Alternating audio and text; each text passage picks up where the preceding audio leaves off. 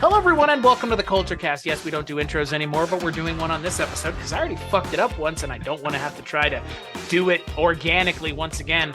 I am your host, Chris Stachiw, and I am not above admitting my mistakes. I am joined by my two good friends. You have heard him here before.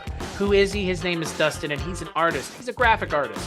He might even be Weirding Way Media's in-house graphic artist, if I could convince him.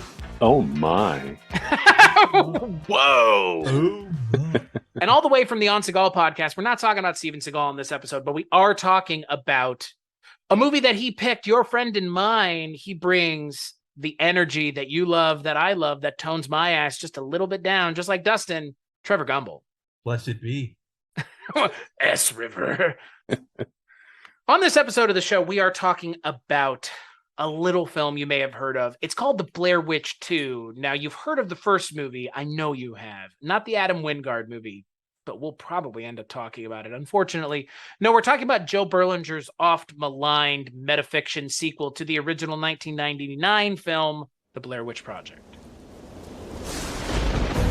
Last summer, after the crowds left, 5 strangers returned to the woods to uncover the truth.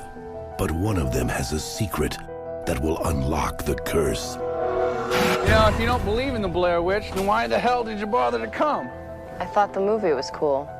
This fall, just in time for Halloween, the witch is back.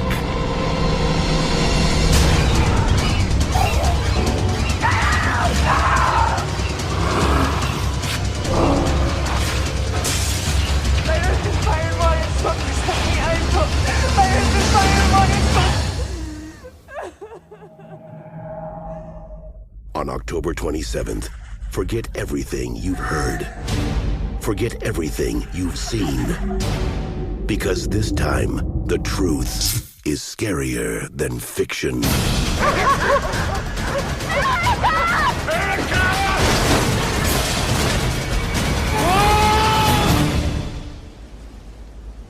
A brutal murder in the Black Hills discovered today. In the past year, the Black Hills area has been overrun with movie fans wanting to get a glimpse of where the Blair Witch Project was filmed. So the film is directed by Joe Berlinger, written by Dick Beebe and Joe Berlinger. It genuinely feels like we're in a time loop right now, like in a lot of ways. Film stars Kim director Jeffrey Donovan, Erica Lahisen, Tristan Schuyler, and Stephen Barker Turner. They're a group of kids who go out into the woods to look for the Blair Witch, and bad things happen. Or maybe they do, or maybe they don't. Trevor's seen this movie before, so Dustin, you hadn't, and I hadn't. I'm going to leave Trevor for last because I know Trevor has a lot to say about this movie. Dustin, tell me a little bit about your first time watching Blair Witch 2. And wake up! Get your fist out of your face! I remember watching the first one in the theaters. I remember... How old were you when it came out? Oh, what was it, 99? 99? Yeah, 99. I'd have been 17. 16, 17. So you and Trevor kind of got caught up in you were the prime audience for the first one. Well, I remember going to it in the theater, and it was creepy. It creeped me out. It had this thing about it that was like, is this really a documentary? Is this real? Did this really happen? What is this? And then months later, you see the people on talk shows and stuff. It's like, oh, okay. Well, and then I remember Blair Witch 2, that it existed. But I remember thinking like I saw a trailer for it or something. I was like, well, that's not what I thought this would be. I'm not going to watch it. So here we are all the way in 2022 and got a chance to watch it. And I liked the approach of this movie and how it almost owns the fact that Blair Witch was this movie that came out that caused this fandom and this kind of buzz in this town, and tourists were going, I kind of like that view, that perspective of it. It was kind of cool. And then they just threw some psychological thriller stuff in there, and that leans towards stuff I like anyway. So yeah, I enjoyed it. Trevor, what about you? Tell me a little bit about your experience with Book of Shadows, Blair Witch 2, given that you're the one who picked it. Well, like Dustin, I saw the first one in the theater summer of '99 because you couldn't really get away from it. It was one of the first like viral advertised films. Like there was like websites and all that shit. Like people were saying, "You got to see this movie. It's like so fucking scary, man." And they had specials on the Sci-Fi Channel. They were trying to like, add to the mythology before you saw the film. And I knew it wasn't real when I went to see it. I was aware, because really, I don't think you could show people dying for real in a theater. Faces of Death couldn't do it. Sure as hell Blair Witch can't do it. So I still was aware, but I wanted to watch it. I went in with the mindset of, okay, so what? This isn't real. Try to be in the mindset that it could be real. So in that, there was a lot of scenes that I thought were very, very spooky, kind of creepy. It was very slow, but that was the point, because I think people were expecting, same kind of horror they've always seen. But this movie was very intentionally, methodical. And the way it brought the horror was, very subtle, not in your face, not until the last 5 minutes. That was more in your face. So I was intrigued when they said they were making a sequel. I thought to myself, what are they going to do? Just have more people go into the woods and get chased by a witch? But when they were describing the film and talking about it, and the film acknowledges that the first one was just a movie, I thought, it was my first kind of interest in meta filmmaking. But it wasn't like wink, wink, nudge, nudge meta. It was very much a commentary on fandoms that can go too far. Which Jeffrey feels Donovan's oddly prescient, yeah. definitely. So Jeffrey Donovan's character named Jeff. Basically, every character in the film uses their real first name, so we'll just call them by their first names. So yeah, I had never seen this movie. What's weird is I remember where I was the first time I heard about Blair Witch. I was at the Jekyll and Hyde Club in Dallas, which was a themed restaurant similar to the Rainforest Cafe, but it was horror themed. And Sweet. I remember going there at one point as a kid, and I remember the people that we had gone out to dinner with my family were talking about having gone and seen the Blair Witch Project, and they were talking about how scary it was. And I remember thinking to myself, like, oh my God, like, this is like, I'm never going to watch this movie. This sounds terrifying. I remember the woman talking about how scared she was, and it was real. And even if it wasn't real, it was still scary, and how terrible to manipulate people's emotions that way. My God, the purse clutchers of 1999 really haven't changed, have they? Mm-mm. And Trevor, I had heard about this movie being maligned and I think in a lot of ways it is, but I think it's fairly maligned, but unfairly released in a lot of ways. And again, we'll talk about it. But sitting down to watch this movie, I watched the original studio artisan entertainment cut first. And then I went and watched the second Paxton extended fan cut, which you can find with a little bit of Googling. It's probably the first thing that comes up if you search Berlinger fan cut. But I think what's weird about this movie is this is the kind of movie that would be made now. And if this movie came out now, it would fucking kill. Like, Oh, yeah. it would kill hard. And Yeah. I think the second act would need a lot of work, and I think the second act of this movie needs a lot of work. But I think the second act of this movie needs a lot of work because even the fan edit can't get things that they don't have access to. And there are things that they just don't have because they've never been made available. It's not like the fan edit has somebody going, Joe Berlinger gave me all the raw footage and I'm cutting it together. What's going on is they found his notes online, and when he's talked about it, and they've gone through and done as much as they can to present it as the director's original image, his original idea of the film, which is drastically different from the film that we end up getting. But this movie would kill today. It's like shocking to me that in 1999, Blair Witch comes out, and in 2000, they wanted a sequel, and this is what they got. It's insane to me that this is what they got, because this movie was never going to be successful in 2000. It would kill today, but I think that's because there are more horror fans in the world and like even casual horror fans in the world than there were in 1999. But also that's primarily because of a movie like Blair Witch that there are more horror fans, because horror in the 90s was in the late 90s was kind of a drag. And Well, Blair mid Witch to late really 90s, kicked the fucking genre in the dick hard. Well, it was in the mid to late 90s, it was mostly teenagers.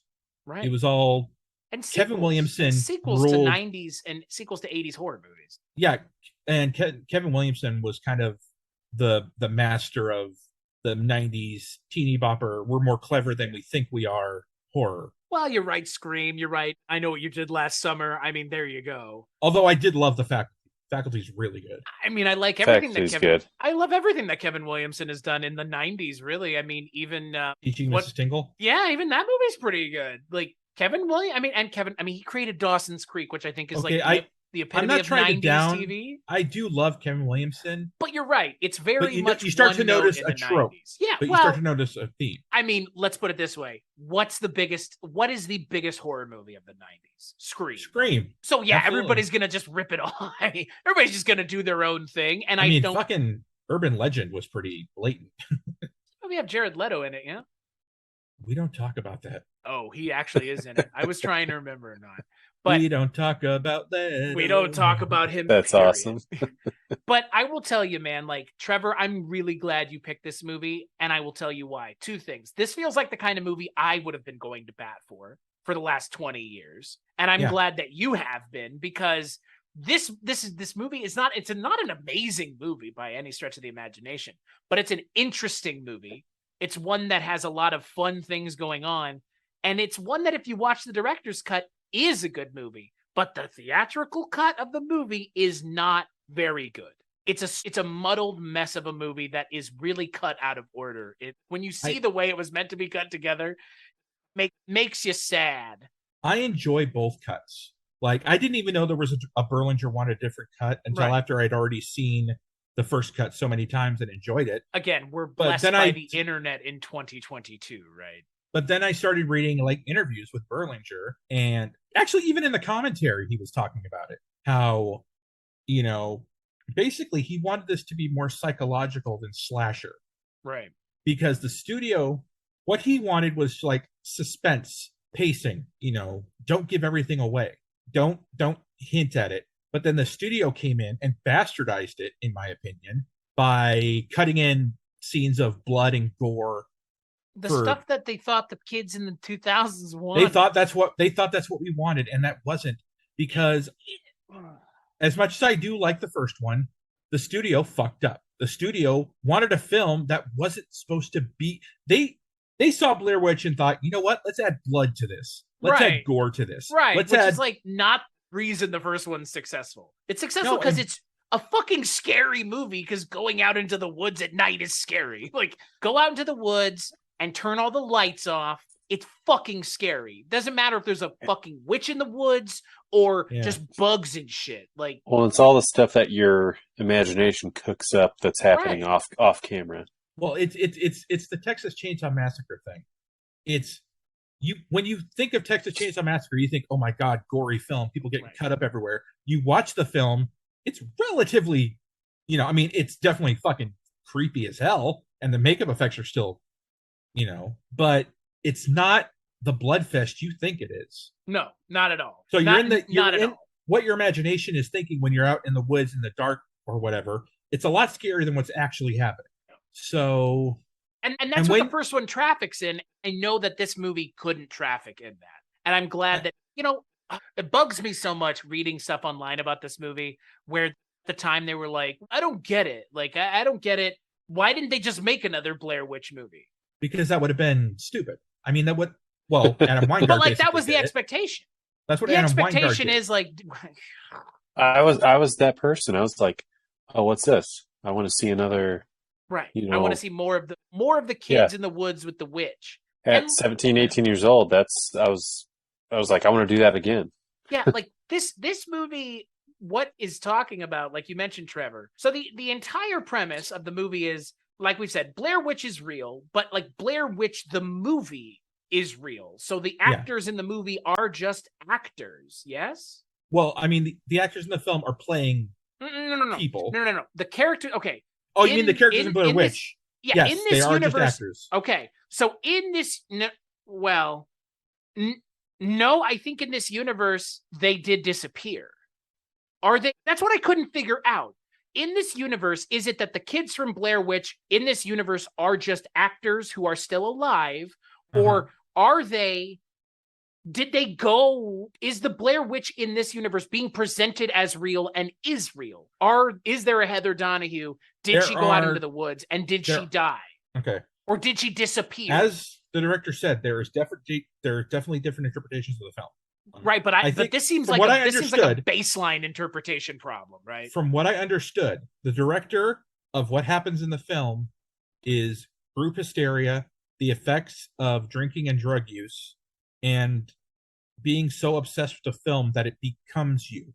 But the question's a different one. In this universe, does Blair Witch exist as a reality? The way it's presented, okay, so we would all agree Blair Witch as it's presented to us here when we watch it is we're supposed to watch this as it's a real thing. We know it's not. It's actors, right? But it's being presented as real. In this universe of Book of Shadows or Blair Witch 2, because Book of Shadows literally means nothing in the fan cut. Book of Shadows in the original cut, it means nothing. Well, Book of Shadows is commonly known to the Wicca community as a book of spells. Right, but there's no Book of Shadows in the movie. No, there is not. Right. In this universe, is Blair Witch real and the actors in that movie are actually just Heather and Mike and whoever, and they go out into the woods and they did disappear and people are going to Burkittsville because they want to get in on how weird it is that these people went? Or is it just the people are going to Burkittsville to see where the movie was filmed that are actors and, hacks in films exist? That's what I can't figure out. That's what I read into it. Then I don't even understand how that could be the case because that makes no sense, right? I don't know. Right? Like, it would almost have to be that the Blair Witch was a real thing. No? Like, it's weird for me. Is it not? Really, it goes back, but then it goes back to how you interpret the ending, which we will get to. Right, but the question is, like, is Blair Witch real or is it fake in this universe? Because it almost shaped my entire interpretation of the movie. Does that make sense? Am I just like hyper focusing on something, or what I mean? Like, you have good points, but I think there are good points to be made about both interpretations, and both have some sort of validity to them. But this doesn't feel like part of this movie that should be up for interpretation. It should either be it is real or it's not. Because if it's real, then there is a possibility of a presence in the woods, so it could be fake or real. But like that, I just need that question answered, because that doesn't feel like something to leave up to interpretation. Because what's the point of leaving that? There's plenty of things that you leave up to interpretation in this movie that by leaving them up to interpretation, it allows the audience to ask questions about the way the narrative is being presented. But I'm just asking, is the original Blair Witch movie in this universe? And I'm asking Dustin and then you, Trevor, is it the movie is real, a Blair Witch made those kids disappear? Or is it the movie is a fake film and the hype around it is like the hype that happened because of the real movie that we saw, which is people were excited that someone made a cool movie and they wanted to go see where the movie was filmed, not where people disappeared for real. Does that make sense? That's how I took it. The second way you described it. That people disappeared for real. No. The way I took it when I watched it, because it starts off with like Jay Leno and Kurt Loder, right? Entertainment people. It's not news organizations by any means, and they're talking about the Blair Witch movie. So I took it as that in this universe, Blair Witch the movie happened there too, and then it's just crazy fandom going on in this small town where it happened. But then when they're out in the woods and they have their bonfire and whatnot, there's things said, oh, that's where the tapes were found. Right. And that got me thinking, are they talking about that's where the tapes were found in the movie? Or saying the tapes were actually found? And that's what I'm driving at. It's like, that's that weird part of this movie that I think, to your point, Trevor, it's like, what is the line here? Because they find the tapes in the foundation of the house where they claim they found the tapes from the Blair Witch Project, right? The tapes that they found from their evening were found where the Blair Witch Project tapes were found, under like a rock in the house. Yeah. So it's but that doesn't happen. If that doesn't actually happen, that doesn't actually happen if those kids don't actually disappear. No, okay. Right? Jeffrey put them there.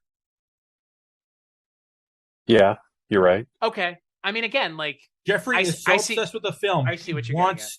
Part of him wants to live the film. Really, we're talking about that line is really being messed with in this movie. I hadn't even thought about that. Fuck. Neither one of us did, Dustin.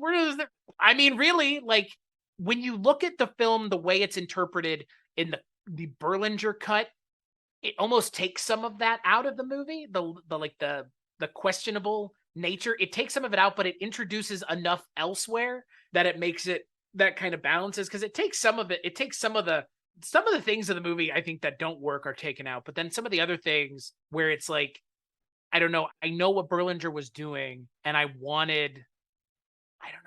you know what I really wanted more of from this movie? I wanted this movie to be more like a documentary. Does that make sense? And it kind of opens that way a little bit, like it was interviewing residents. Right. Like what was really funny, like what should have been really funny, Trevor, what would have been funny is if this movie had been Blair Witch 2 and it was just a documentary. Like a mockumentary, obviously. But like would that not have been the next smartest thing to do? You've done a found footage movie, follow it up with a mockumentary about what happened after the first movie came out. Like, fuck, dude, that's amazing. And that would have been better. Like that could have been better than this movie. That could have. I mean, right. The scene at the beginning after the news clips where they're talking to the residents, Burkittsville, that was interesting.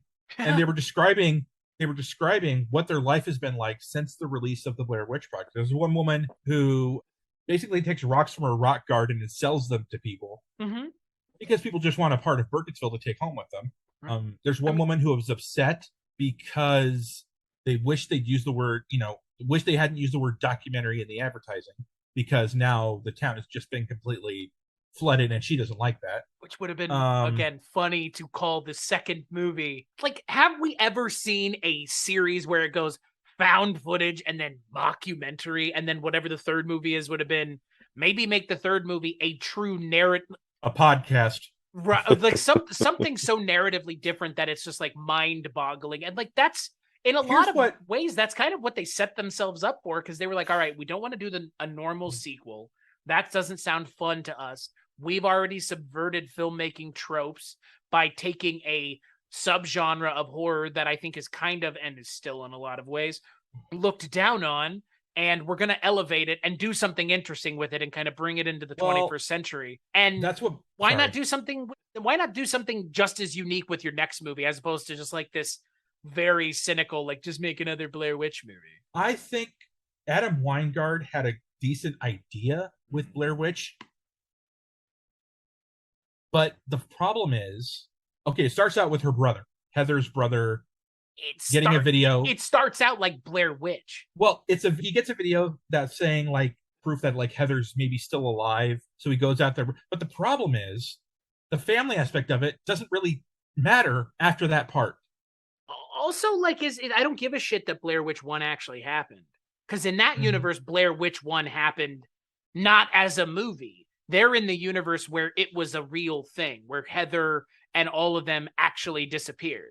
So like in Weingart's film. Yeah, in Weingart's film, it's like a true sequel overlooking the second movie, Blair Witch 2, because, that's not a real sequel anyways, because it's talking about the movie as if it were real. But yeah, I mean, ultimately, I think what was found out with Blair Witch 3 was you can't make a sequel to Blair Witch without just making the same movie again. And that first movie, they did make the same movie again, and it didn't work. Right, because it was lightning in a bottle the first time. Like it shouldn't have really shouldn't have worked the first time. They basically did what the first film was trying to subvert. They put teenagers in it, and lazy writing, jump scares, crappy terrible CGI. editing. Yeah. And so on top of everything else, they regressed. What's funny is they had the opportunity to once again, because like I don't know why I feel this way, but I feel like with Blair Witch that the franchise is all about subverting your expectations and doing something different with the narrative and the medium. And they've kind of shown that by doing like ARG type stuff and connecting books and movies and other things. But you know Yeah. what? Like they almost did it with the third movie, because don't forget the third movie was being advertised as something else The Woods. completely different. And then Yeah. all of a sudden they were like, was oh no, Blair by the Witch. way, it's a Blair Witch sequel. Yeah. And That like, was interesting to me. Like, well, I never 'cause- understood why they announced it ahead of time. well, here's I mean, I know why, but like, I why first saw the trailer for The Woods, and that should have been your first clue that it wasn't going to be very good, because the trailer did not interest me whatsoever. The trailer, I actually thought the first trailer for The Woods was kind of scary. Well, then they bring it to, I think, San Diego Comic-Con. It was Still yeah. advertise it as The Woods. And right before the movie starts, Adam Weingart says, oh, by the way, this movie is not called The Woods. You're about to watch Blair Witch, which gets this huge thing. And it's great advertising, by the way. It's a great way to market your film and get people to want to see it. I mean, again, like I don't know how more hyped you could get for a movie than somebody going, this movie that you thought was one thing is something else entirely. And not only that, it's a long-awaited sequel to a rather popular film franchise. Exactly. And I like it when studios subvert audience expectation. I like it when they throw something on you that you did not expect. Like, that's the reason that sometimes I wish that the movie news cycle wasn't so heavy on getting the big scoop or getting, the get. I would love to be surprised by the announcement of a sequel when it's already filmed, which they do sometimes. They do that sometimes.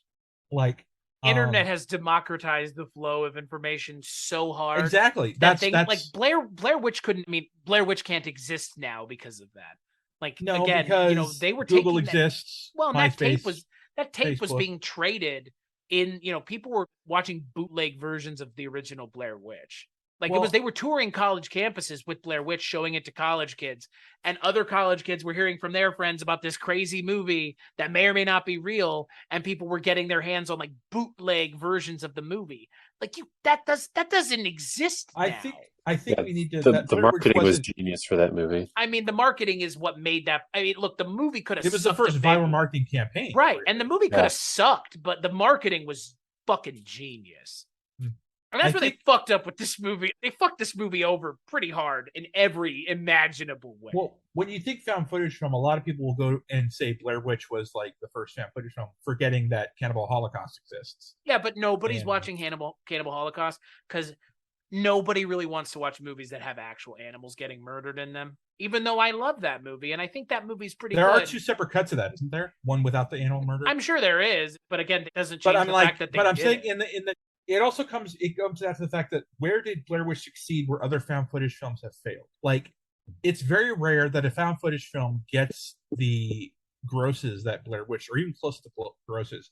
We didn't see it until Paranormal Activity, a decade later. It was the viral marketing for Blair Witch 100%. It was viral marketing. Like, because again, like Blair Witch is, again, I like the first Blair Witch, but I'm not sitting here and saying like it is the greatest film ever made. Like, it's a pretty good found footage movie.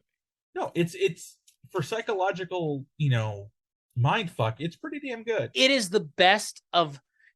one of the best found footage movies, because if you want to tell someone like this is the most distilled found footage movie you can watch, literally just three kids in the woods with a camera, it is the most stripped down, pared down found footage movie I think you can really watch, because there's nothing going on in this movie. It wasn't visceral. I think it is visceral. It just doesn't have. There's no gore. There's no nothing. It's all. Once, people always say show don't tell. In Blair Witch, it's all hear don't see. Well, let me ask you this. Why do you think Paranormal Activity succeeded out of all the found footage wannabes that came out ever since then? I think it taps into something that Blair Witch doesn't. I think Paranormal Activity taps into you're in your house and you're not even safe there. It's the in the home aspect, and it's that nighttime thing too. Because when I think of Paranormal Activity, I'm sure we all think of the same thing: that shot of the bed with them in it and things happening while they're in bed. We can all agree that's fucking terrifying. Nobody wants to think about seeing their baby cam footage and checking it and seeing weirdo things happening going, well, I don't remember seeing that happening last night. Like, nobody wants that. here was my experience watching Paranormal Activity in the theater. I'd watched it before the hype really got to it. They were touring like college towns and shit like that. And I saw it at the Neptune downtown Seattle, a free screening. Touring college towns. Where did they get that idea from? So I sat down to watch it, and the movie was effective in the part that it programmed you to, whenever it's cut to night, your mind goes, oh shit.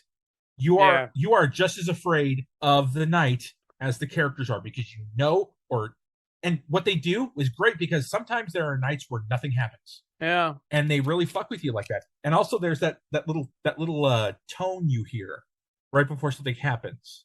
It's very, very, Man, I haven't seen the movie in a long time. I'm not surprised that there's something like that in the movie, but I don't remember that. The first three are real quality, I think. I enjoy the first three Paranormal Activity films. The fourth one was very mediocre and uninteresting. I thought the marked ones was actually a lot better than it had any right to be, considering it really wasn't that connected to the first or the mythology. And Ghost Dimension just sucked. So I again, and Next of Kin was well, and similar to Blair Witch, like I understand why you make sequels to found footage movies. Exactly, yeah. But they're not very like found footage movies. Are you a fan of found footage movies, Dustin? I liked Blair Witch. I liked Paranormal Activity. I'm trying to think. Like Cloverfield? Oh yeah, that's like the other big. I didn't mind Cloverfield. But that was more of a big budget. But it's still a found footage movie. Yeah, I get. Yeah, I think if you want to talk about the big three of found footage, it's Blair Witch, Paranormal Activity, and Cloverfield. Those are the big three, and they're all three kind of on a spectrum. Like you have, I'd say Blair Witch is horror, Cloverfield is like the kaiju thing, and then Chronicle. Chronicle. Chronicle's very science fiction. Chronicle's like the film. Superhero. Yeah. Yeah. I'm surprised Marvel hasn't done a found footage superhero thing yet. I mean, it was just a matter of time. I've ever seen Chronicle. I mean, Chronicle Justice League started out found footage. Chronicle is Josh Trank, guy who did Fan Four Stick. And it's the only good film he's ever done. It's probably the only other film he'll ever do at this point. Unfortunately, the guy's been run out of Hollywood. Maybe justly or unjustly, I don't know him, but he doesn't sound like a peach to work with. The other thing about Blair Witch 2 that I think works against it, obviously, is I think, I don't want to say that, like, we always say this, like audiences don't treat us like we're stupid, right? We always say, like, the filmmakers shouldn't assume that the audience is idiots. Mm-hmm. I think sometimes you should. Because stuff like this is a little hard to digest. And I think the problem is they should never have called this Blair Witch, but they had to call this Blair Witch to make the movie the way that they wanted to make it. Because like you can't make a movie about some really other successful movie without you could make it about a fake successful movie that had an effect on people. But I think it's much more effective because they've made movies like Blair Witch 2 about other movies, but it's fictional movies. Like In the Mouth of Madness, right? This movie shares a lot of DNA with that movie. It's about a fake book that drives people nuts. This is about a real movie that makes people do crazy things. But like at the same time, this movie would have worked if it wasn't a Blair Witch movie, but it had to be a Blair Witch movie for it to get any attention from the mainstream audiences. But because it got attention from the mainstream audiences, they completely gutted the movie of anything that made it interesting or subtle or nuanced or interesting. They turned it into this like idiotic early 2000s new metal nightmare. And the beginning of the movie with the fucking Frank Sinatra music in there is so smart and funny and amazing that the way it starts this movie, like when I watched a couple videos online about people talking about the movie and that whole like witchcraft thing. The fact that that's what opens the movie is that Marilyn Manson song, and Witchcraft was the original movie's opening song. Like they didn't understand the vision from frame one. They just knew Marilyn Manson would sell soundtracks. New metal, baby, let's do it. Like the Witchcraft opening with Frank Sinatra is it's amazing. Yeah, that had me hooked right away. Right? And Dustin, that's not in the original version of the movie. Really? Yeah, it's Marilyn Manson. Teens. Yeah. It's again, like the problem with this movie ultimately becomes I can't tell someone to watch this movie because unless you go find the extended cut, the version you're going to get, it almost is a soulless representation of a good idea. Yeah. I mean, when I watched the original studio version, I enjoy it still, but I keep thinking there is a fantastic film that wants out. Yeah. And you can see it. I mean, it's there. Like you can see the studio fucking with it from frame one. Well, and what's weird about it is because, like, I kind of want to talk about the movie, less the whole shit around the nightmare that was making this movie. Well, let's get to the movie. So let's just talk about a movie, the Berlinger cut. But the thing about the Berlinger cut that works so well is it doesn't tell you what is going on until the last 5 minutes. Yeah. And is that cheap? I don't know. Is it kind of M. Night Shyamalan-y and kind of twist heavy and reliant on, pushing the climax of the movie to the credit scene? I think that's primarily because of it being an extended fan cut and like they don't have whatever footage they would have needed to augment that. But the fact that they let loose what the twist of the movie is in the original cut of the movie in the first 25 minutes is fucking nutsoid to me. Yeah, because it begins with Jeff talking to the sheriff, played by Lanny Flaherty. It opens the movie, Dustin, with the cop. Like, it's fucking mind-blowing. And by the way, can we talk about the absolute batshit performance of Lanny Flaherty as sheriff? Oh my God, dude. It's like he walked in from another movie. Yeah, it's a totally different tone. Stay out of trouble, boy. It's over the top. It's like it's almost like out of a Coen Brothers movie. It's this weirdo, I don't know, weird, eclectic dude who small town cop, but he acts like a small town cop in the South, and they're in Maryland. Yeah. I mean, obviously this is rural Maryland, so rural Maine, rural Northeast is just as rural and probably not, friendly to everybody like the South is. So he plays it much like he's in a Law and Order episode, or like a satirical movie. Like it's Law and Order Alabama. It's antagonistic to a point where this guy would not have a job. Realistically, he's pinning this murder on you. Well, I got no evidence, but I'm pinning it on you. It's whoa. He is so obsessed with putting this kid back in jail. Right. You were that he will look for anything to blame it on him. Yeah. You were being a pain in this town's ass. I sent you a 10. Yeah, that was pretty good. That was really good. That was real good, Trevor. I've seen the movie enough times that. Yeah. You want to talk about the book of Irververse? The Book of S River. S River. Yes. So, okay, the Book of S River, it was a kind of an Easter egg thing on the DVD originally. I think it was some on the VHS too, where throughout the film there was these subliminal hidden images and words that if you put them together and you entered them onto a website, you would get extra footage from the film. And they're in the movie. It's in the movie. They took it out. I took it out in the Berlinger extended fan cut. Thankfully. But if you watch the original version of this movie on HBO Max, there are weird things that happen that are not explained because there is a weird ARG one scene that you can watch if you know this secret password. Yeah, and the scene doesn't really add to anything, the extra scene. It was effectively creepy how they, you can see the image of a child on the door. Yeah, and you can see Jeff's screaming face, which by the way, genuinely, can we talk about this? The poster for this movie is just a mess, right? With just the screaming face. But it's a screaming face superimposed on a log. Yeah. It's thick, it's heavy, it's wood. It's not good. Also, what it is. I really was just fine with the image of just the Stickman figure opposed to that same color grade. Right. Can you show that picture again? Again? It looks like a 90s rock band new metal album cover. Well, for like a new metal band like Korn or Disturbed. Keep the color scheme and the texture of it, like the log texture. Just put the logman on it. Okay, I have a promo pin for the film that would have been just a perfect poster.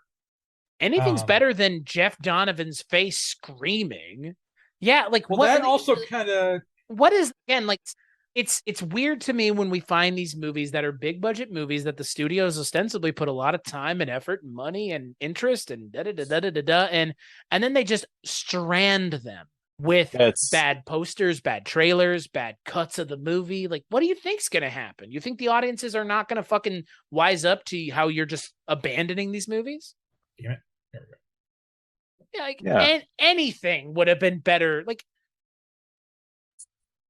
I think I interrupted you, Dustin. What were you going to say? Well, I was just going to say it's almost like it was an afterthought. Like, oh, the DVD is going to be released in a month. We haven't made a cover for it yet. Right. Like, and that's what's crazy is like, that's the theatrical release poster. Like, who's getting excited for that movie with that poster in 2000? Like, yeah, I don't know. And not to pivot back to the movie, but we haven't talked about the performances. I don't think they're bad, but I don't think they're needing to do more than they're doing. Does that make sense? It's very naturalistic what they're expecting from the actors. Because again, like it's almost a documentary. I think the performances vary. Jeffrey Donovan is playing it. He's just doing the crazy guy thing. Like it's crazy, not goofy, but it's crazy goofy, but you still kind of dig the guy. He's in a way likable, even though they couldn't make him completely unlikable because then we would not want to follow him throughout the movie. Yeah. Which is good because like I was halfway expecting him to just be a complete. That's what like in the non-director's cut, he's really unlikable. Like they've toned him down in the director's cut a little bit, which I appreciate. And also in the non-director's cut, before the credits roll, there's this kind of montage of him in the hospital. Like there's one where he's getting a tube shoved up his nose and they're pouring this weird liquid into him. And thankfully they cut that completely out of because that's really unnecessary. No, it's in the extended cut. Is it? So yeah, him being in the hospital is in the extended cut because he was still in the hospital. That's like right at the beginning of the movie. But what's weird about it, even in both cuts, is like it's not really explained. It's more like you look at it in the either cut of the movie, and it seems like the entire movie's a flashback, but that is real, and it did take place before the movie. Yeah, that whole tube thing, and it's just like really, I don't know, but it's not explained. Like they don't explain like this happened. It seems like a dream. It seems like it's taking place in the 70s or something. Like I don't know how else to explain it. It seems so out of time. I forgot what documentary Joe Berlinger got inspiration from for that scene. I forgot the name of it. Something Follies. Titty Cut Follies, I think, or something like that. There's a lot of inspiration in the film. You can see the inspiration. I mean, he's almost inspired. Joe Berlinger is inspired by his own documentaries. There is a little bit of the Paradise Lost documentaries going on in this movie with, a group of people who may or may not be unfairly maligned about a murder that they maybe did or didn't commit. Does that sound like the West Memphis 3 to you? The goofy looking character who is dead set on convicting these people. And there's a cult follower and there's a non-occult follower. It's again, like, Joe Berlinger should have just made a documentary about these characters just make a Paradise Lost fictional version, because that's essentially what this movie kind of needed. Because I think if they had made a mockumentary about what happened in this movie, does that make sense? Like have this stuff happen, but then have a mockumentary about it, talking about, these kids were, influenced by Blair Witch. And why didn't they? Like, Jesus Christ, this is 1999, 2000. This is the Columbine era where everybody's blaming media for everything once again. Like, why not make that movie? You're right there. It's like they had two doors and they opened one door. Yeah. That's the movie Joe Berlinger was trying to make, really. At the end with the news reporter gives that line of, yeah, who knows what may have inspired them this time. Like, it's like, it's all there. It's all right there. And yeah, I genuinely think art is an entertainment. Like they fucked up something special. They really did. And it's a shame. I hope Shout Factory will get a hold of this film.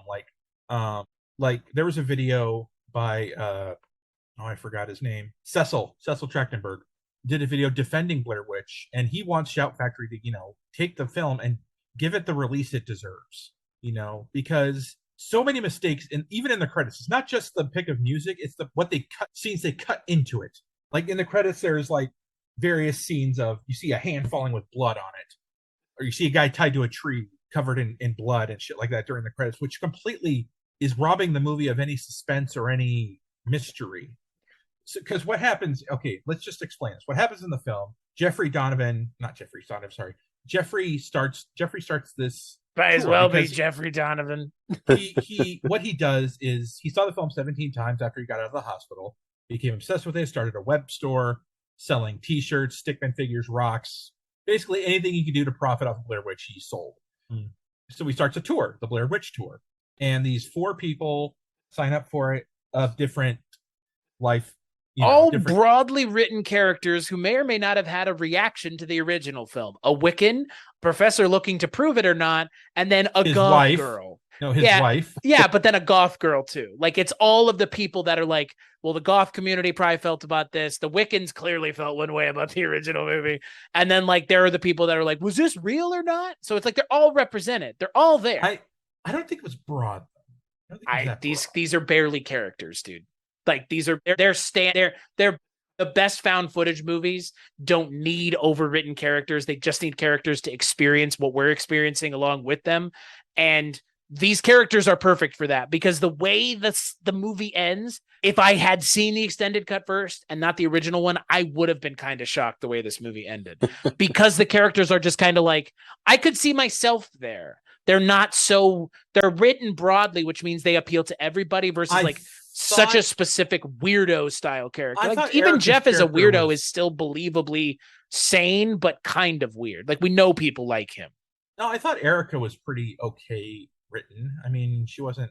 I think it's not a matter of good or bad. It's just they're written very broadly because you don't need, for a movie like this, it's all about what's happening, not who it's happening to. And like that's very clear from the get-go with this movie. It's like we're examining the hysteria of Blair Witch and how it affected people, not how people are affecting it, because they can't do anything to stop it in this movie, whatever is happening. I found it kind of random that Kim, the goth girl, had psychic abilities. Maybe it happened a few times. Yeah. They just kind of accept it. Where she first she asks her when the baby's due. Yeah. Then she has that vision of Jeff in the electric chair. Right. But are they, is it real? Like, again, that comes back to the question, like, is it real, or is she just like, are you pregnant? Again, these people have been heavily She knew where the tapes were. She knew where the tapes? What's that? But she knew where the tapes were because that's where they were hidden in the movie anyways. If we were all there and we were looking for the hidden tapes and we had seen Blair Witch and we were obsessed with it and in Burkittsville, isn't that somewhere we would look? Okay, I'll give you that. Right? I mean, to Trevor's point, like the reason, Trevor, that you love this movie, the reason that people defend this movie, the reason that anybody would ever reassess this movie and release it for people to spend hard-earned money on is because of stuff like where the tapes are found, because of the way the movie ends, because of Joe Berlinger and Dick Beebe's influence on making this a movie where, like the best psychological thrillers and the best psychological horror movies, there's a lot of what's going on? Is this happening? Rosemary's Baby is like the best example. Everything in the movie is happening, but there are things happening not the way you expect or anticipate or are told. In this movie, it's not that so much as like, is any of this even happening at all? And I think if the movie had been made Berlinger's way, that's how it would have done, and it would have been more effective. I don't think it would have been any more successful, though, in 2000, to be honest with you. But I think it would have been reassessed better in retrospect. Right. Well, and again, like that's what the fan edit has really, I think, proven, to your point, Trevor. And again, Dustin, as someone who has enjoyed watching this movie, one of the only reasons you're able to enjoy this version of the movie is because somebody else spent God knows how many hours cutting it together. Like, you know what I mean? Like someone spent their hard-earned time taking a movie that a large majority of film watchers have abandoned because they perceived it as bad and said, I want to sit and spend my time editing this movie together. Yeah. So that people on the internet can say, good job, man. It's not like anybody's ever going to release this version of the movie officially. They can't. That's so illegal. It's not even funny. Well, it goes to show there's a lot of people out there who defend the film, who knows how amazing that could be, and who desperately want people to see, who saw in the film what Berlinger saw, but nobody else did. So they want people to see it the way it's supposed to be seen, and then assess it, respectively. I think that they did a great job doing as best they could, because I don't think they could do everything Joe Berlinger wanted to do. But why bring someone like Joe Berlinger in if you're gonna just change? It's like what they did with Solo, right? Like, why bring those two guys from the Lego movie in and then complain that they made a funny Han Solo movie? Like, did you not see what they've done before? Did you think that they were gonna show up and all of a sudden kowtow to what you wanted because you hired them? Like, that's one of these weird. Right. I mean, like, they hired Joe Berlinger, the guy who cut his teeth on documentaries, on presenting an interesting nonfiction narrative, which is just as hard as a fiction narrative. Frankly, in a lot of ways, it's harder, because to present something truly entertaining and interesting and enthralling is not that easy, especially with something where you could just Google the information while you're watching it at this point. But like, why hire someone like Joe Berlinger and then say, well, you have to make a traditional movie out of this, when you're hiring someone who has an idea for this that is so in his wheelhouse, but outside of the wheelhouse of what people are expecting, I guess. It was his first narrative film, I believe. It's his only narrative film. His only narrative film. Isn't it? Isn't it the only one he ever directed? I think so. I believe so, yeah. And from how... Oh, no, he directed that... didn't he direct the fucking... Yeah, he directed that Zac Efron Ted Bundy movie. Yes, because he's the one, right? Because he also is the one who produced the Conversations with a Killer. He's produced so much stuff on Netflix. It's not even funny. The Jeffrey Epstein thing, Crime Scene, the Cecil Hotel, Conversations with a Killer, Ted Bundy stuff, the Times Square Killer thing that came out last year. They're doing a John Wayne Gacy thing like they did with Ted Bundy's tapes. Like, Joe Berlinger is a documentarian. And a damn good one. Right. So all three Paradise Lost films are fucking enthralling. Yes. And frustrating as hell. But they have a good story. They have a good payoff, though, which is, I mean, now we can talk about the payoff, but like, to your point, taking a guy who makes documentaries and letting him have 2 minutes of a documentary film in his movie is blue ballsing us big time. Because those first 2 minutes of the movie really, like, I know I do like this movie, but those first 2 minutes are the best part of this movie. It's like giving Martin Scorsese a film and saying, okay, there's, you could put 2 minutes of Robert De Niro and Joe Pesci doing mob stuff, but then we gotta move along. Now you have to work with this young cast of people that you have no idea. Yeah, now you got to work with Jamie Kennedy and Rob. Right. Schneider. It's like, what are you doing? Like, why are you kneecapping them from the get-go? Especially with something like Blair Witch. Like, at the time, the hottest IP at the time, period. And they wanted a sequel. They wanted a sequel without the original directors involved. I mean, Eduardo Sanchez and Daniel Myrick, but they didn't want to go with they didn't want to do a sequel to the original movie. Didn't. Sanchez and Myrick were like, we're out of here. We have no interest in doing a sequel. Weren't they going to make it like a prequel discussing... Yeah, they wanted to do a prequel about the Blair Witch itself. Kelly Edward, or Edward Kelly, or whatever her character's name is. Ellie Kedward, right. Sounds like a fake name, a joke name. The little girl that drowned in the lake. And I'm more of a fan of Rustin Parr. Yes, Rustin Parr, the man who was accused of killing all those children. So does Blair Witch? I've seen all the fake. I want to watch them. I haven't. I want to watch them. I love the stuff surrounding Blair Witch. I posted a link in the chat. I know, I saw. I like all of the, like, I think unfortunately, realistically, the best thing about Blair Witch is all the stuff surrounding it, and the Blair Witch movie is just okay. I think that's what attracted me to it, was the mythology. Right. The mythology's really got it. I'm not like a Blair Witch obsessive, but I did pay attention to the mythology because I thought the mythology was really interesting. Well, anytime anybody actually spends the time to invent a mythology and then to connect it to movies and even have it be outside of the movies, I take notice. I care. Like, you're actively trying to involve me as a viewer in what you're making. Yeah, you're giving me more. Right. Yeah. And I don't have to have more, but sometimes if you're willing to make more and it's good, I'll take it. Like, period. Well, that's why I even bought the Blair Witch companion book, because I wanted to know more about the story. Sure. Because I found it interesting. That's why I bought books about the Blair Witch Project movie. How has no Because I one thought- made that book yet? Like, the cottage industry of making of movie books hasn't taken Blair Witch and done that one yet. I mean, they've had like episodes of, I mean, I'm They've sure had they a- cover. I'm sure they cover it in that best year of film. The Brian Rafferty book, I'm sure covers. oh it. yeah, that was a good year for film. So. I mean, 1999 is like contemporary. Is a contemporary year that is to think about now is insane.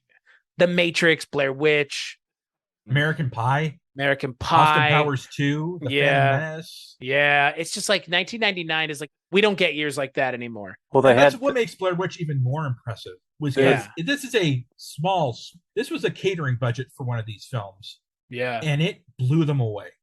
I mean, independent film wise, it was the highest grossing independent film of all time for a long time. Until what movie dethroned it? Paranormal Activity. You know what movie was preceded Blair Witch as the most successful independent film? Was it Clerks? No. Should I This will know? surprise you. No, this will surprise you. I don't know then.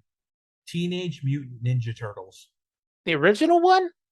Interesting. Because Well, it's New Line, at the Mm. time, New Line was an independent studio. right. And it was also produced by Golden Harvest. Exactly. Yeah.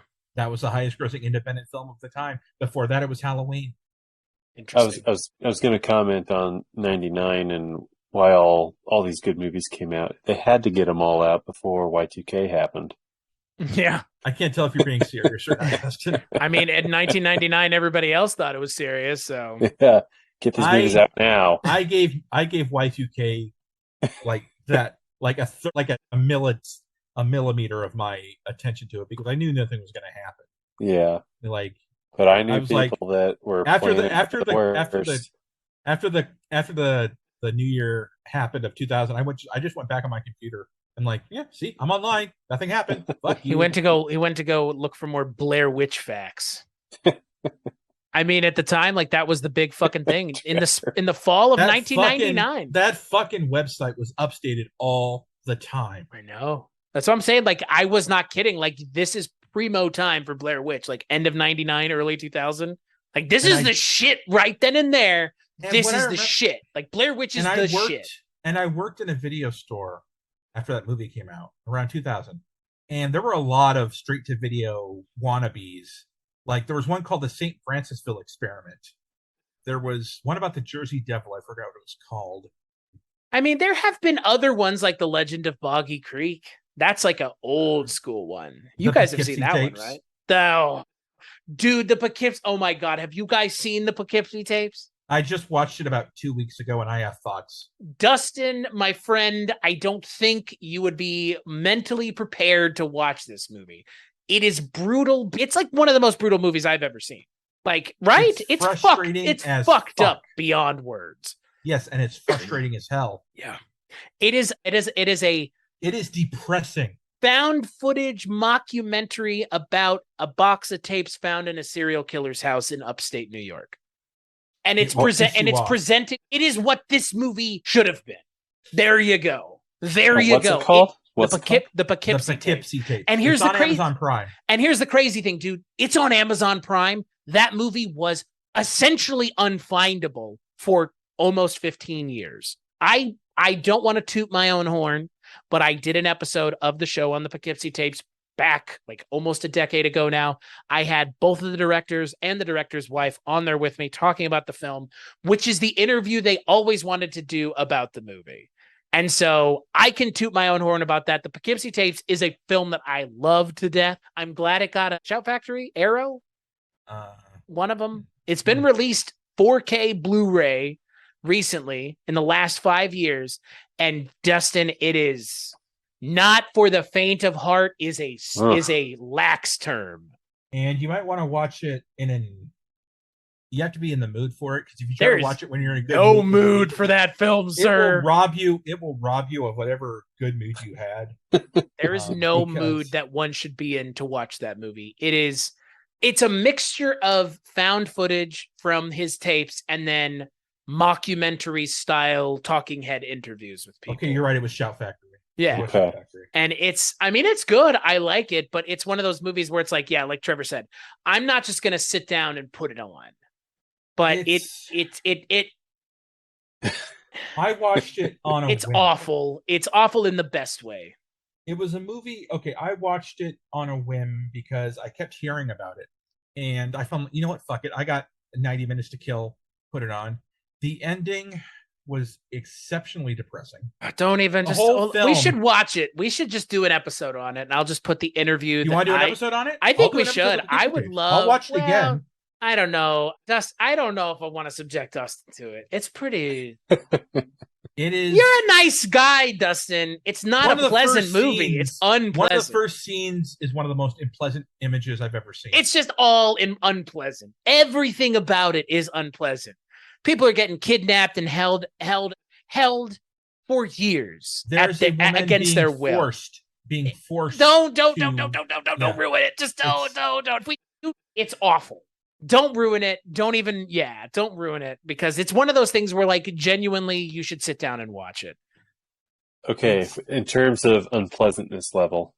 Oh, it's up there. Where does it rank, like, with Human Centipede, Antichrist, things like that? It's a tier. It's sustained. It's a tier below Antichrist. Those movies aren't sustained. This movie is sustained. The subject matter of this movie is a serial killer. And it's, you know what? It's the most accurate representation of a serial killer next to Henry, Portrait of a Serial Killer. And I don't watch that movie because that movie is upsetting to me. And I don't watch Poughkeepsie tapes all the time because it has the same effect. It's as, I think you would agree, Trevor, it's as close to watching the real thing if they found it, which they have found it, as you can get. And it's just as upsetting. And yeah, even though it's fake, it's just as upsetting. But it will fuck with you. It will fuck with you after you watch it. It's a brutal movie. It's a movie that once it's over, it's not going to leave your mind easily. No. Again, it's that's why I'm kind of like, you may be better off not watching it. Isn't that fucked up about a film to say? Like, but I like it a lot. It's a great film that you're better off not watching. So I'll wait till I'm, like, on an airplane. Watching it. You'll want to jump off with some headphones and just see what the people around me do. If they show the Poughkeepsie tapes on an airplane, I'd be very surprised. Well, and the other thing about the movie is just like this movie, I think it does a better job of this. Like, it presents itself as real, and it's unflinching in its presentation of how real. Although I didn't find the performances of the interviewees in that film very believable. Sorry. I mean, again, like, I don't know. You got it. I want to watch it now. I haven't seen it in a very long time. It was released in 2007, and then it actually came out, Dustin, in 2017. I think we should watch it with Dustin to keep an eye on him. Should we do like a online watch party? I don't know. Like, again, like what's wild to me is, like, I don't think enough people know about this movie. Like, it did get a Shout Factory release in 2017, and it was definitely underground. I think it has been more appraised recently, obviously, but that's also just because it's been released on a boutique platform. Even though it is a boutique platform, it's still a platform. But, like, I never heard anybody say, like, "Oh my God, Poughkeepsie tapes finally came out." Like, I never heard anybody. Nobody was like, "Finally." And that's too bad, because, like, again, in my mind, like, it is a finally type movie. Like, it was go listen, I would say go listen to the episode, but unless we do an episode, go listen to the episode and you'll hear the Chbosky brothers or not the Chbosky brothers, is it the Dowdle brothers? The Dowdle brothers. That's who it is. Dowdle. The Dowdle brothers talk about how, like, that movie was like a secret handshake in Hollywood. They'll be like, "Oh, we directed the Poughkeepsie tapes." People are like, "Oh my God, you guys, we saw that." Because people in the industry traded it around. Well, there was like an underground cred to it. So yeah, that was also the same with Paranormal Activity. Yeah, and again, like, that's the thing, to bring it right back to Blair Witch. That is the thing about this movie that I think we unfortunately missed out on what this movie could have been, and in it being something else entirely, this kind of weird mishmash of ideas. Because again, like, it's weird. You have a opening of a film that is very clearly a documentary, then it cuts to what is being presented as a narrative. And then at the end of the movie, it almost cuts back to the documentary. Again, it kind of goes back to it. And it's like, I wish that there was nothing in between, but only documentary. I'd agree. I don't mind that it was a narrative because I was interested to see what would happen if it was played as a narrative rather than let's do another documentary. Right. Because, I mean, again, the first movie is not a traditional narrative anyways. And I thought the plot was interesting. An obsessed fan going into the woods with a group, shit happens that, is open to interpretation. Because you can't say it wasn't open to interpretation. No, it is. And the extended cut of the movie, I think, opens it up more than the original one does. The original one makes it very clear, like, yes, they murdered them. Yes, they killed them at Coffin Rock. They killed the other people. And like, there you go. Like, there's no question of that in the original cut. But in the extended cut, it's like, okay, well, we have maybe, did they do it? Were they, and I think it comes down to whether, like, did they do it or were they possessed by the witch to do it? Right. Was it drugs and alcohol, or was it the witch? Yeah, possession. Right. Or was it the influence of Erica? Yeah. Right. Well, and again, like, there you go. Like, it's, and there's, and then it comes like, then it becomes the question of like, was Tristan possessed by the Blair Witch, or were they just, again, like, or was everybody else? Because there's that footage at the end where Tristan seems totally normal, and she's like, "Guys, what are you doing?" And everybody else is gone. Like, and everybody else is messed up. Yeah, and that's what's so fun about. Yeah. Again, I think when this movie works, it really works, and that's what's such a bummer about this movie. Imagine what Sam Raimi could have done with this. Again, I think I would rather imagine what Joe Berlinger could do, because this movie should have been a documentary. Zack Snyder. I think they made a big mistake hiring a director who knows what he's doing, but not letting him do it. Yeah, 100%. Because you don't hire Joe Berlinger unless you want a Joe Berlinger film. You don't hire him to make a narrative when he hasn't made one up until this point. How's that? And look, that Ted Bundy movie is okay. I don't remember anything about it being particularly like standout direction wise. I thought Efron did a great job. Sure, but like Berlinger's direction, I don't remember it being like, oh my god, what a well-directed movie. I can understand why it took him so long to go back to narrative features after the nightmare he experienced with Artisan. Totally. Again, if you have a bad experience with a studio hacking and slashing your movie apart, yeah, far be it from me to tell you to want to get back in the director's chair again so that your movie can be taken apart right at the 13th hour. Because that's what it is. You spend all this time shooting the movie your way, and then you take it and you get it edited. And sometimes this happens. And this happens from time to time. There's not a bunch of movies out there that we know about where people are like, release the blank cut. But this is one of them. This is a release the Berlinger cut movie. It doesn't have the fandom that Justice League does. No, but nor should it. And look, that movie, when it came out, like, people were all hooping and hawing about it. But like, what about it? Like, they're not doing anything else. Just like with this, like, they're not doing anything else with it. Like, I'm glad it came out, but it doesn't change what we got. And that will always be the case. Even with Blade Runner. Well, and even with Blade Runner, like, everybody, like, oh, I hate the fucking narration in that movie. And oh my God, like, the Blade, the Ridley Scott cut is better, blah, blah, blah. The version we got is the version we got. I know that we've had 30, 40, 50 years of the ability for everybody to take the movie and do what they want with it. And I'm glad that they can. But it doesn't change the fact of what we first initially got. And that's the problem with something like Blair Witch is I understand why this movie failed. And I think we all do. Because this movie, as it stood originally, was not great. Like you said, Trevor, it still has its moments, but the parts that are good are still good in both parts, both versions of the movie. So, yeah. Okay, can we quick talk about the score by Carter Burwell? Oh, it's great. It's not your typical score in the sense of uses an orchestra. It's very much naturalistic. Right. It uses sounds of sticks, rocks, water rushing, shit like that. And who does he work with all the time? The Coens. Right. Again, like, there's this weird energy to this movie. You know what else he did? A Goofy movie. The energy that should have been brought to this movie by a Coen Brothers composer, I think, is toned down, but this movie has like a weird energy to it. Yeah. And again, that sheriff character is not of this film. He is from somewhere else. He's from a Coen Brothers movie. He's been in a lot of things. He was in Signs, actually. Talk about another movie I haven't thought about in a very long time. Yeah, he was in Men in Black 3. Lenny Flaherty's he's all over the place. What I think one song choice that did work in the film was the end credits using Poe's Haunted. Oh yeah. Because that's a beautiful, hauntingly gorgeous song. Again, the fact that the original version of the movie opens with that Marilyn Manson version, and then the second version, it's all about selling soundtracks. I know it really. At that time, it is. It was in new metal. It was in the new metal time. Well, and again, nobody is going into this movie going, I can't wait for there to be a Frank Sinatra. Like, it's so subversive. Like, everything about this movie feels like it was set up to be subversive and then was not executed as such. And that I think would have been soundtrack is a good representation of that, is like a microcosm of it. You know what I think would have been a better song choice for the credits? I Put a Spell on You.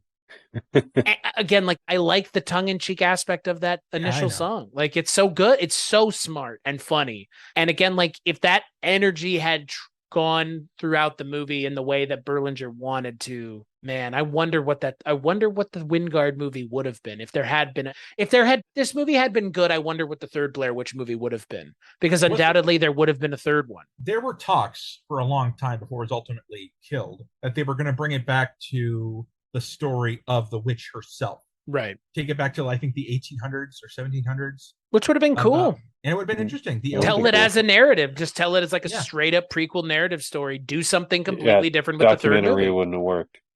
I mean, you could have done a documentary about it even. No, I mean, if it was set in the 1800s. But you could have done it as a history documentary.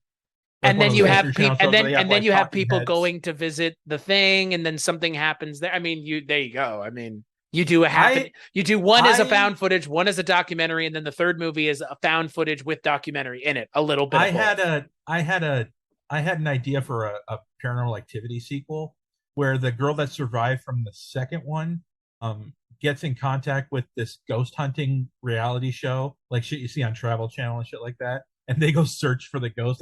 They go in the house and do like a Ghost Hunters type show or Ghost Adventures type show. What's the name? Well, there's a movie that's like that. It's Grave Encounters. There was two of them actually. Yeah, and that's like Zach. It's like, what would happen if Zach Bagans went somewhere and it was actually as haunted as he claims it is? And he wasn't a complete tool. No, he's still a complete tool. The character is 100% Zach Bagans, but like, instead of it being like up in the air whether or not it's real, it's like, oh my god, there's a demon over there. Look, and it's just walking around. Like, I call him douche Bagans. He's an asshole, is what he is.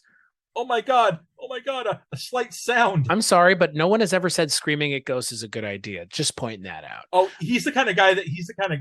He doesn't always do the "I'm here, come on, say something." Exactly. That's what I'm saying. Like, nobody in their right mind would tell you to do that. You want to get your shit? You want to get your shit fucked? Yeah, go ahead and challenge a ghost. That's always a smart. That needs to be on a shirt. You want to get your shit fucked? ? Fuck with a ghost. Damn. Because it's one of those fuck around and find out situations, man. Broke one Dustin. of these days, his shit's gonna get rocked by Dustin, you got to do something with that. Mock up like a sticker or something. Want to get fucked? Fuck with a ghost. Want to get your shit fucked?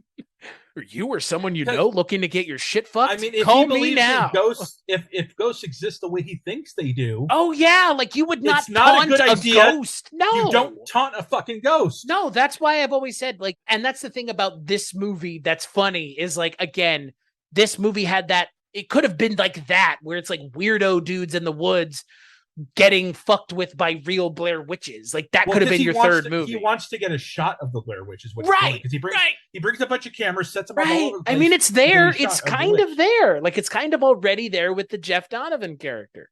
With his character in the movie, he's essentially that. So, you know what, Trevor? Thank you for introducing us to this movie. You're very welcome. If you need any more recommendations, let me know. Howard the Duck, Part 2.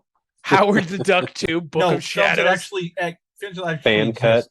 Not films that should exist. Howard the Duck 3 and Sylvester Makes 4. Leonard Part 6, Howard the Duck Part 2. Yeah. Just like, oh my God. So we're making a podcast network, and I made a joke that the podcast network's name should be podcasts, podcast network. You know, what's the name of your network? The podcast network. Chris. Like Chris, Bob I love Loblaw's you, man. Law Blog from Arrested Development. I fucking love you, man. We didn't name it that, but that's what it should have been. Was the Bob podcast Loblaw's Law podcast network. Blog. Bob Loblaw Law Bomb. Yeah, Bob Loblaw's Law Blog. Oh, fuck. One of the best achievements in writing. Yeah, but he was played by Scott Bay. Bob Loblaw's Law Blog. Yeah, well, Bugsy Malone was played by Scott Baio. What's your point? And that's a great film, actually. It is. It really is. So, Dustin, I want you to give me your final thoughts on The Book of Shadows, Blair Witch 2. Well, after watching it and talking about it, I mean, it keeps my mind going about this movie.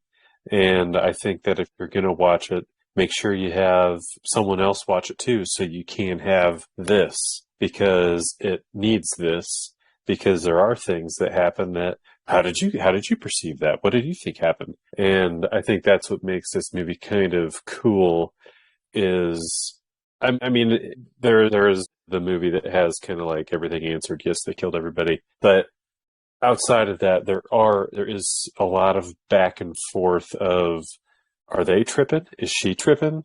Is a witch messing with them? Like, right. It's throughout the movie. It doesn't let you decide until the end. Yeah, because they do ingest a lot of substances around that campfire. And I think that's fun. That's what another thing that bothers me. Tristan is pregnant, correct? Yeah. She's pregnant. Yeah. What does she fucking do? But that's why she miscarried, bro. That is why she miscarried. But the movie wants us to think it was the witch. Well, the witch kills kids. No, she has that dream where she drowns her child. So does like she drinks. Dude, a fucking 8-ball will kill your baby real quick. Fuck, dude. Oy. I am willing to bet my entire government pension that the blood in the van is going to match those tourists. That's because she had a miscarriage in our van, and you know that. Anybody could have played that character, man. But that's what I love about it. It's so...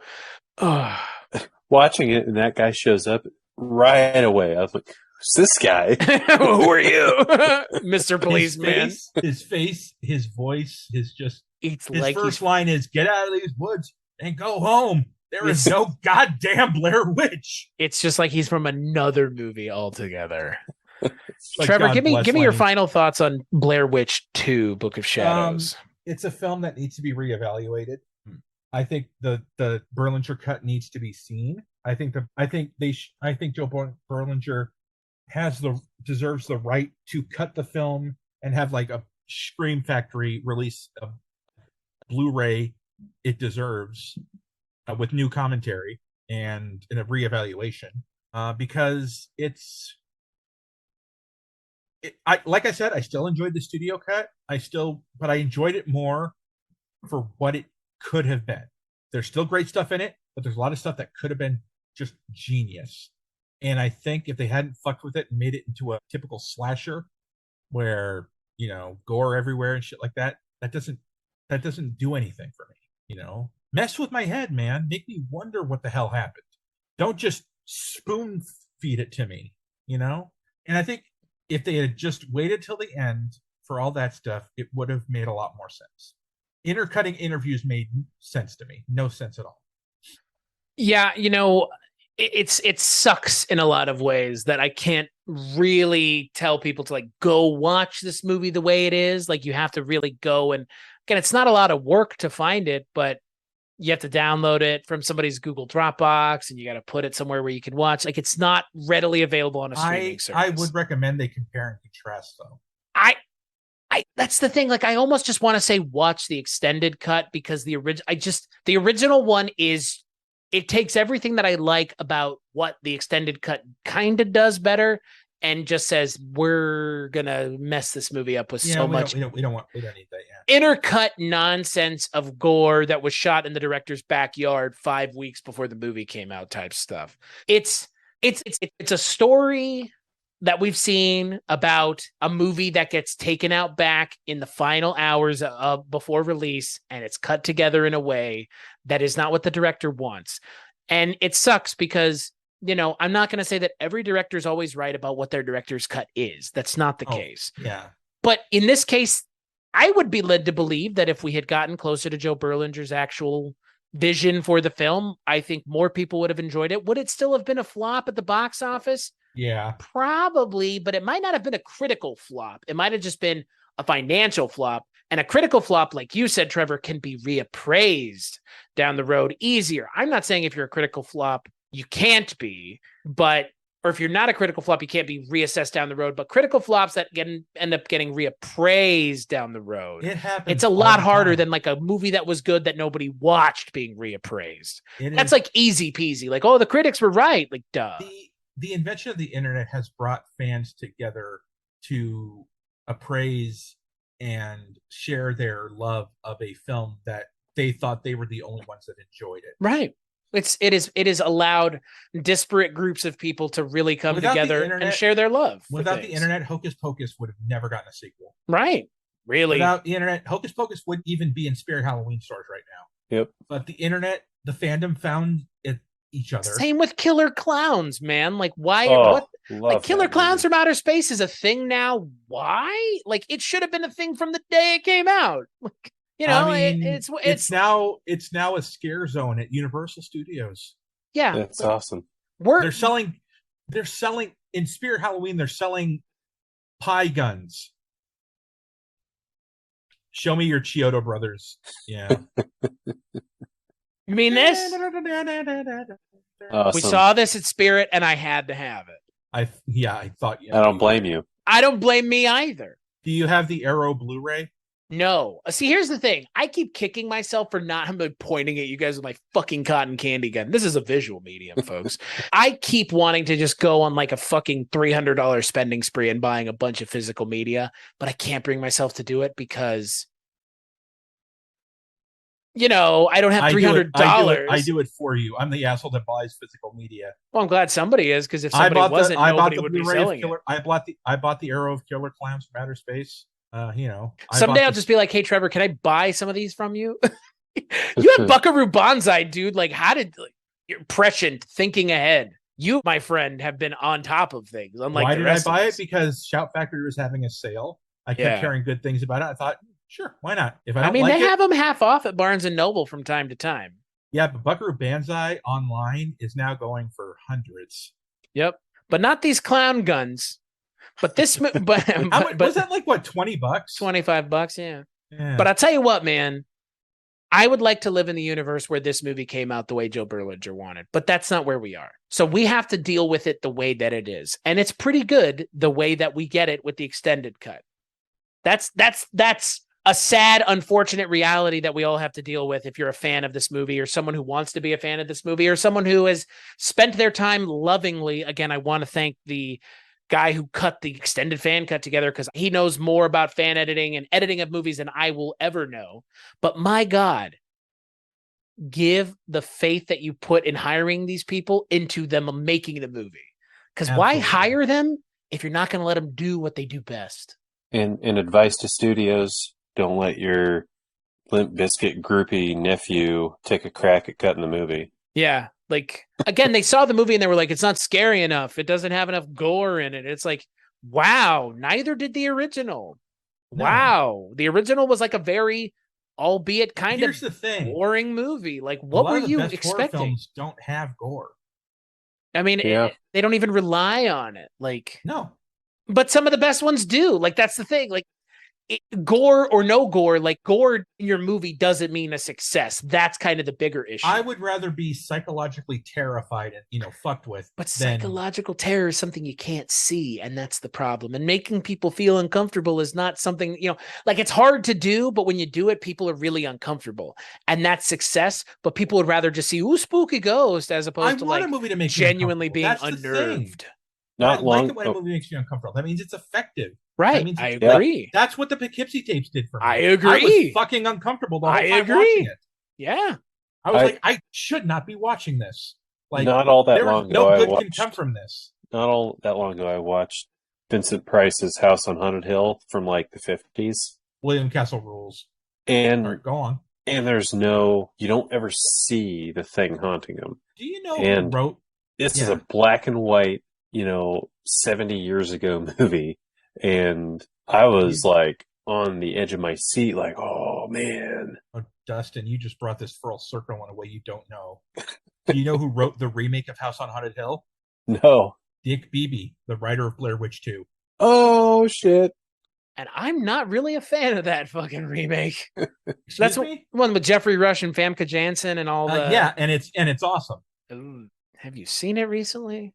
Yes, I have, and I still love it. Man. 13 Ghosts and House on Haunted Hill are fucking great movies. Never seen 13 Ghosts. That's I love 13 Ghosts. Has Matt Lillard in it, so I'm already intrigued. And Tony Shalhoub. Lillard. Oh, Matthew Lillard. I will watch. Give me the name of a podcast, just ... and Tony Shalhoub. Exploring the films and TV shows of cinema's and Tony Shalhoub. Cinema's greatest on-screen Shalhoub. Yeah, we would do like fucking Galaxy Quest, the first two Men in Black films. The screen's greatest Shalhoub. Screen's only Shalhoub, I think. One thing for Shalhoub. One thing I don't know if we mentioned. I mean, we talked about how the actors have the same name as their characters, but one thing I thought was kind of funny was at the very beginning, the text at the beginning of the movie, kind of setting up the premise. It said names have been changed for their safety, but the funny part is the actors' names are the characters' names. Like, that's funny. I just got a kick. Well, their names were just changed to the names of the actors. Well, yeah, like I just think that's hilarious. Jeff Donovan became Jeff Patterson. Erica Learson became Erica Gearson. And ultimately, their names don't even matter. Yeah. No. Kim Director became Kim Diamond. It's the goth girl, the pregnant chick, the doctor, and the skipper. I did get a laugh. Gilligan's Island. I did get a laugh out of that one documentary student, a guy. I swear to Christ, it was an accident. That was a little over the top. His performance sometimes a little. Yeah. And sometimes you could hear Jeffrey Donovan's Boston accent coming out. Don't tell anybody. Don't tell anybody that's where he's from. You can definitely not tell. He definitely sounds like it from time to time. There's a scene where like he's lying on the floor and the filmmaker guy accuses him, like saying maybe you did it, and he says it in the way he defends himself in the most Boston accent. I didn't kill her, Steven. I didn't fucking do it. Like, okay, calm down, Goodwill. Your cousin from Boston. God. No, seriously, Trevor, like, this was a good one. This was a fun movie. This was definitely, I agree. This needs a Shout Factory release. I would buy a Shout Factory release if it were not this version. But I would hope that if that were what they were doing. Cuts on it. Right. Well, yeah. I don't know who's sitting and saying like, well, I need to make sure that like, we get our version out there. Like, I don't think anybody is like clamoring for one way or the other. Movie doesn't even have a Blu-ray. It only has a DVD and VHS. Right. Which I think also speaks volumes. So it's unfortunate. I hope it gets a release in my lifetime that I can actually watch easier than going and finding someone's Google Dropbox and Again, I'm willing to do that. Because I did like this movie and I enjoyed this movie. And I think this movie is a lot of fun. And I think more people should see this movie. And I think this movie could be made today, still close to the way it, like more akin with what it was being advertised as. And I think it really would do a killing. So, So on that note, Trevor, until the next time we're all together, where can people find you on the internet? Twitter at Bad Vertigo and on the On Seagal podcast with my lovely co-host, Chris Stachiw. It's true. We talk about on Seagal. We get on top of Seagal and we hop on Steve, as they call it. And our next episode is Seagal versus the Blair Witch. Right. Seagal, he thought you said Oscar Mayer Witch, so he thought he was fighting a hot dog. I'm going to take care of this. I'm going to suck you off. I'm going to swallow you whole. Swallow he takes one shot at the witch and he gets beheaded. Just put Steven Seagal in. Just put him in Evil Dead. Whoa. This book, what does it mean? Dustin, I would give you the opportunity to plug things, but you always have nothing to plug. Maybe one day. Dustin is off the grid. Yeah. Yep. Dustin lives outside of town on a dairy farm. You know why he's off the grid? You can find me on MySpace. He put chips in his arm. The vaccine causes autism. He caused the vaccine tracks you. You can... Oh, I'm off the grid. Yeah, that's why you're off the grid, Dustin. He just doesn't want to tell anybody. Yeah. Dustin comes into town once a week, and him and I go and have Chinese food together. But then he goes back out to the dairy farm that he lives on. He wakes up very early in the morning to milk the cows, take out the chickens, you know. Except that one unfortunate incident where it wasn't a cow, it was a bull, and he didn't realize it until it was too late. Yeah. Yeah. Oh, boy, the milk tasted real funny that day, as they would say. Salty. As for me, cstachiw.com, that's my link tree. Go there for all the things that I work on. And there are big announcements coming up on the horizon. Maybe not today, maybe not tomorrow, but maybe the day after that. Who knows? We'll announce it when we announce it. And if you know what I'm talking about, you know. And if you don't, well, too bad. As for this show, Kulturecast.com, patreon.com/Kulturecast. That's where you can go to listen to this show, find things about it, and all those good things. Just listen to it. Just interact through iTunes. Rate and review the show. If you want to send an email, there are ways to do that. But hey, whatever. Listening is enough. Yeah, as We for love us. either way. All right, cool. All right. Well, hey, everybody. We'll catch you on the next episode of the show.